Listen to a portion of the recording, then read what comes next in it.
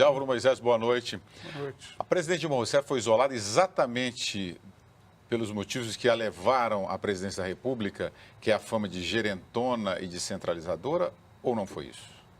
Olha, William, boa noite. Eu acho que foi um conjunto de circunstâncias e de escolhas que a presidente fez, né? A questão que o Cortella levantou é objeto de uma grande controvérsia, no sentido de que não é apenas legal, mas tendo em vista o desenvolvimento que vem ocorrendo no processo de democratização brasileiro mais recente, eu acho que tem justeza no seguinte aspecto.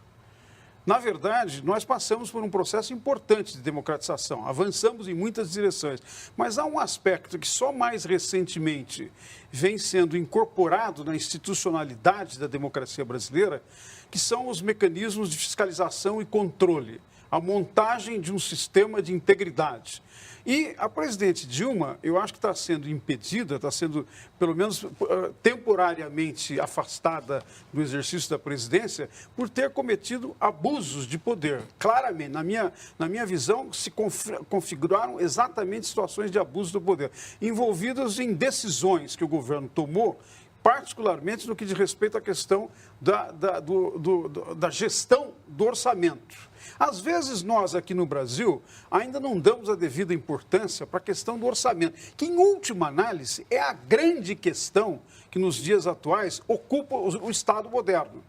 É a administração da riqueza coletiva e como você vai, digamos assim, usar os recursos que são produzidos para produzir políticas públicas. Se algum dirigente, se algum governante, de alguma maneira, pisa na bola, para usar uma expressão popular, no que diz respeito à lei que regula, eu diria, nós, os democratas, gostaríamos que fosse punido.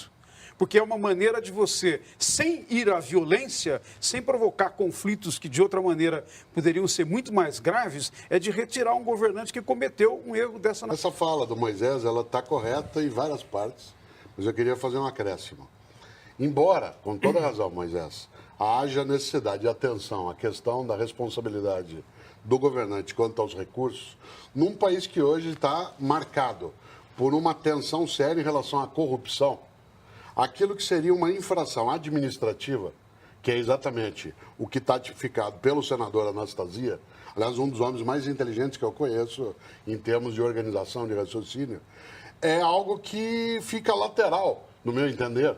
Não é que é algo que se deva descartar. Isto é, que o governante ele não seja responsabilizado quando produz um desvio administrativo. Mas não era corrupção, não era um recurso para ela, não era algo exclusivo que ela coloca. Há vários governantes hoje no Brasil, de agora e de antes, com o mesmo tipo de imputação e não se trabalhou nessa direção. Obviamente que os erros anteriores não tornam justo aquilo que agora é feito. Mas se você olha, há vários governantes, inclusive governadores de Estado, que estão com o mesmo tipo de imputação em relação a isso. E está sendo considerado pelos tribunais de contas como apenas um desvio administrativo a ser explicado e reposto.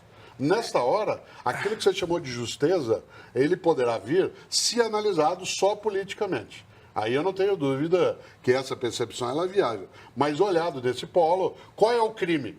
Qual é o crime de Dilma Rousseff? Cortella, veja, acho que a nossa discordância está nisso, né? Eu acho que do ponto de vista do que eu chamaria melhorar a qualidade da democracia, significa que nós temos que avançar mais nas democracias, nesse processo em que o cidadão, que na democracia é o verdadeiro soberano, que não apenas escolhe pelo voto quem vai governar, mas através das instituições de fiscalização e controle, particularmente organizadas na doutrina da separação do poder, pode observar como o seu governante está conduzindo aquilo que é a coisa mais importante da vida comunitária, que é a riqueza socialmente produzida. Então, eu não acho que isso é pouco. E eu acho que você menciona uma coisa importante, não é? Se houve precedente, eu diria o seguinte, qualquer precedência que houve, nós temos que ir atrás. Os organismos judiciais, da Polícia Federal, do Ministério, têm que ir atrás. Agora, em relação aos governadores, eu vejo sempre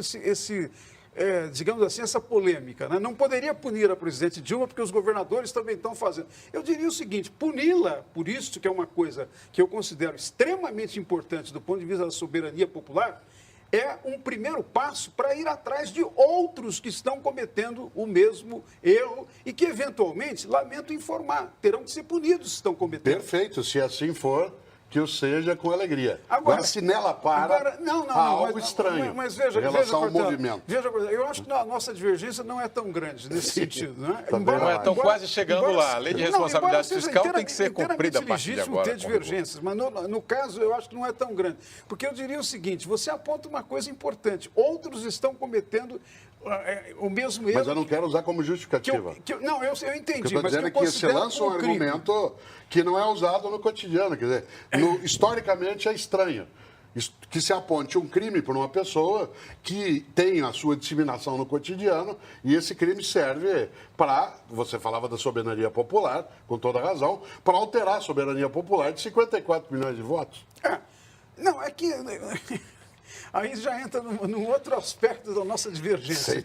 Eu acho que se você...